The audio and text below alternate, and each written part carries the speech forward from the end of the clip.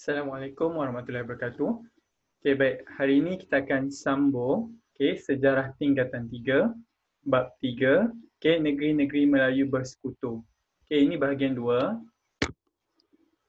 Jadi dalam bahagian 1, kita telah lihat yang pertama kekayaan bumi, yang kedua kita telah lihat luasan kuasa British di 4 buah negeri, iaitu negeri Perak, negeri Selangor, negeri Sembilan dan negeri Pahang. Kita lihat macam mana British memasuki negeri tersebut. Jadi selepas itu mereka telah meletakkan residen dan telah wujudnya sistem presiden. Jadi dalam bab ini kita akan lihat pembentukan negeri-negeri Melayu bersekutu serta pentadbiran negeri-negeri Melayu bersekutu. Kita lihat yang pertama, pembentukan negeri-negeri Melayu bersekutu. Ataupun kita short formkan dia NNMB. Okey, baik. Jadi, antara ciri-ciri negeri-negeri Melayu bersekutu ini ialah pertama, ia merupakan gabungan 4 buah negeri ini. Negeri Perak, negeri Selangor, negeri Sembilan dan negeri Pahang. Dan dalam negeri-negeri Melayu bersekutu ini, Presiden Jeneral merupakan Ketua Pentadbiran Kerajaan Persekutuan. Dan seterusnya, Raja-Raja Melayu menerima nasihat Residen Jeneral dalam semua perkara kecuali yang berkaitan dengan agama Islam dan adat Melayu. Ketika itu Kuala Lumpur dijadikan sebagai pusat pentadbiran dan negeri-negeri Melayu bersekutu ini juga dikenali sebagai Persekutuan 1896. Jadi itu antara ciri-ciri negeri-negeri Melayu bersekutu. Baik. Jadi, sebelum kita pergi lebih lanjut kepada pentadbiran dalam negeri-negeri tersebut, kita lihat dahulu apakah faktor-faktor yang menyebabkan mereka membuat pembentukan negeri-negeri Melayu bersekutu ini. Terdapat 4 faktor utama. Faktor yang pertama ialah untuk mengatasi kelemahan sistem residen. Di mana sebelum ini kita tahu bahawa setiap negeri itu dibantu oleh seorang residen dan residen itu tugasnya adalah untuk menasihati dan Sultan perlu menerima nasihat yang diberikan. Jadi penubuhan negeri-negeri Melayu bersekutu ini adalah untuk mengatasi kelemahan sistem residen itu, yang mana ketika itu residen tidak diberikan garis panduan yang jelas untuk melaksanakan tugas. Yang kedua, presiden menjadi semakin berkuasa dalam majlis mesyuarat negeri. Dan ketiga, raja dan pembesar Melayu tidak berpuas hati kerana mereka telah kehilangan kuasa dalam pentadbiran dan pungutan cukai. Jadi disebabkan faktor ini, British membentuk negeri-negeri Melayu bersekutu. Yang kedua adalah untuk menyeragamkan pentadbiran. Di mana kalau kita lihat pentadbiran di Perak, Selangor, Negeri Sembilan dan Pahang ketika itu tidak seragam dan setiap negeri mempunyai undang-undang sendiri. Yang kedua, kemajuan ekonomi antara negeri ketika itu tidak seimbang. Ada negeri yang lebih maju dari segi ekonominya, ada negeri yang kurang maju. Dan akhir sekali, British memerlukan pentadbiran yang cekap dan seragam untuk memudahkan eksploitasi ekonomi mereka. Jadi apa maksud eksploitasi kat sini? Maksudnya untuk mereka mengambil kesempatan terhadap ekonomi dalam negeri-negeri Melayu tersebut. Jadi mereka perlu menyusun pentadbiran seragam untuk setiap negeri. Bagi memudahkan kerja mereka. Jadi itu faktor yang kedua. Faktor yang ketiga adalah untuk menjamin keselamatan negeri. Di mana penggabungan keempat-empat negeri ini membolehkan negeri-negeri Melayu bersekutu mempunyai pasukan keselamatan yang sendiri. Yang pertama. Dan yang kedua, apabila mereka mempunyai pasukan keselamatan sendiri, maka mereka boleh menjaga keamanan tanpa mengharapkan bantuan luar. Okey. Jadi itu yang dimaksudkan dengan menjamin keselamatan negeri. Manakala yang ketiga, yang keempat adalah untuk menangani masalah kewangan negeri faham. Okey. Di mana gabungan negeri-negeri Melayu ini akan membentuk satu gabungan yang kaya. Okey. Dan yang kedua, Perak, Selangor, Negeri Sembilan dapat membantu mengurangkan beban kewangan negeri faham. Okey. Alright. Jadi itu antara sebab ataupun faktor mengapa British membuat pembentukan negeri-negeri Melayu bersekutu. Okey.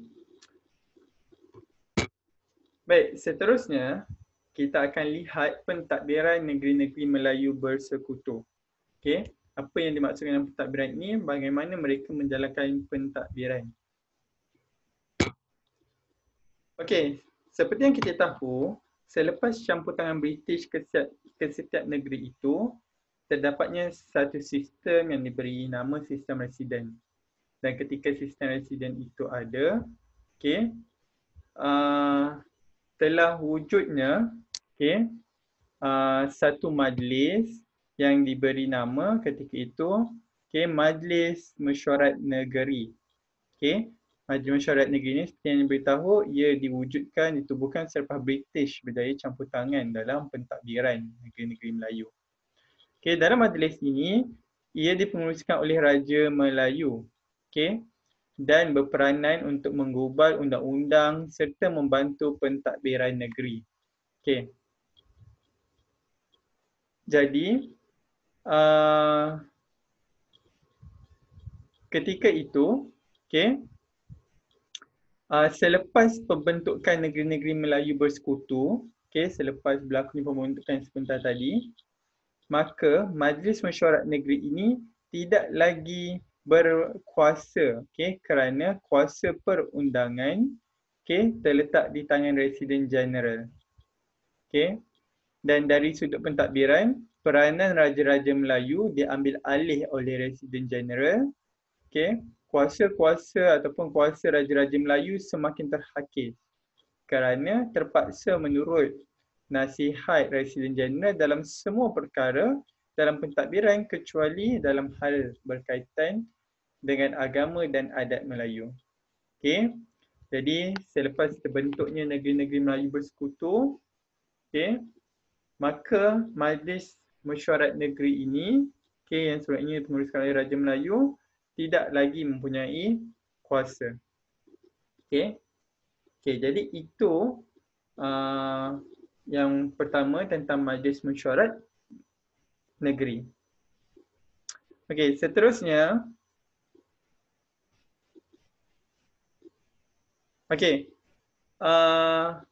dalam struktur pentadbiran ketika itu, yang paling tinggi ialah Pesuruhjaya Tinggi British, di bawahnya ialah Residen Jeneral yang berpusat di Kuala Lumpur, dan kemudian di bawahnya baru ada Majlis Mesyuarat Negeri untuk setiap negeri.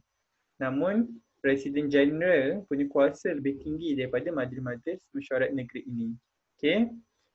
Alright. Sekarang kita lihat pula Majlis Mesyuarat Persekutuan. Majlis Mesyuarat Persekutuan ini ditubuhkan pada tahun 1909. Apabila British menandatangani perjanjian dengan Raja-Raja Melayu untuk menubuhkan Majlis Mesyuarat ini. Dan majlis ini berkuasa untuk meluluskan undang-undang di negeri-negeri Melayu bersekutu. Dan dalam majlis ini terdapat yang paling tinggi ialah Pesuruhjaya Tinggi British sebagai pengerusi, dibantu oleh Residen Jeneral, dan di bawah Residen Jeneral terdapat 4 orang Raja Melayu, terdapat 4 orang residen dan terdapat 4 ahli tidak rasmi, iaitu 3 orang daripada Eropah dan seorang daripada China. Dan melalui pembentukan Majlis Mesyuarat Negeri ini, sebenarnya ia memberi ruang kepada British untuk mengawal undang-undang dan keuangan negeri serta memberikan kuasa pentadbiran kepada Pesuruhjaya Tinggi British yang berada, yang bertindak sebagai pengerusi. Dan hal ini sudah tentu telah menjejaskan kewibawaan Raja-Raja Melayu, okey, yang hanya diletakkan sebagai ahli biasa dalam majlis tersebut. Okey. Jadi,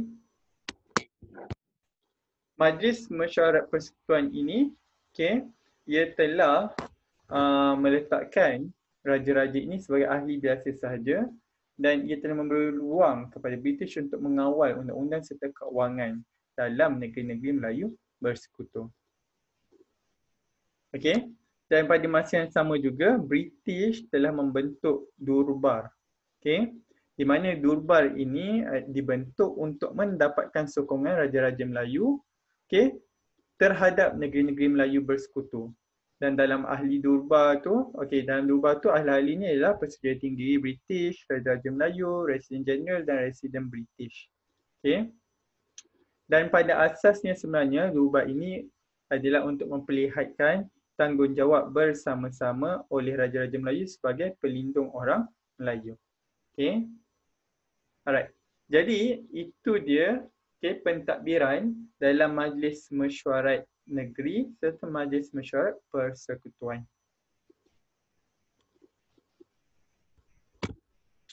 Okey, jadi dalam bab 3 ini kita telah lihat, okey, perluasan kuasa, sebab perluasan kuasa di negeri-negeri Melayu bersekutu ini iaitu negeri Pahang, Perak, Selangor serta negeri Sembilan.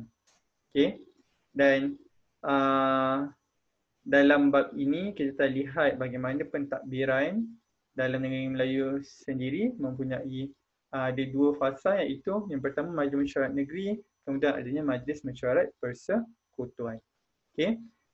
Jadi untuk siapa yang tidak mendengar lagi bahagian 1 boleh cari dalam playlist ini dan saya rasa itu saja untuk bahagian kedua ini. Kita jumpa lagi dalam bab yang seterusnya. Terima kasih.